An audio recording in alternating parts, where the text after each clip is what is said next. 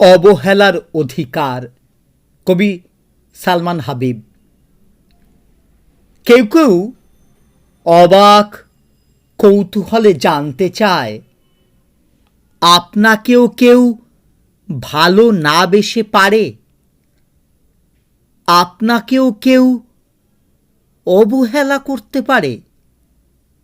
আমি তখন ভালোবাসাহীন এক নীরস হাসি হেসে বলি, পৃথিবীর প্রত্যেকটা মানুষই তার ভালোবাসার মানুষের কাছে কোনো না কোনোভাবে অবহেলিত।